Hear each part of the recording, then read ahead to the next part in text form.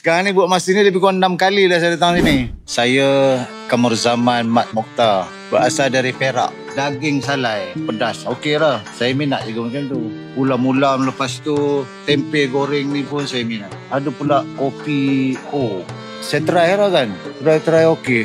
Saya tambah lagi. Sekarang ni buat masa ni lebih kurang 6 kali dah saya datang sini. Saya rasa nak makan salai yang pedas sikit ke, saya datang sini. Anak saya yang lelaki seorang dia belajar lagi anak saya tu.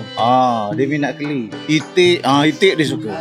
Wah, isteri saya ni dia suka ikan bakar. Tapi ni saya tengok bertambah cantik lagi lah sebab dia ruang sana. Lepas tu ada pula kereta pergi ambil orang sana Lepas-lepas makan, kalau dia orang dah lewat sikit makan, kita boleh lepak kat luar. Pada yang belum try sini lah, saya rasa try sini sebab makan meja duduk bersila tu pun ada. Kalau kita bawa budak-budak pun kita relax. Ya, budak atas tu kita makan lah. Kalau budak nak main pusing-pusing atas tu, teringat macam rumah kampung kita dulu kan.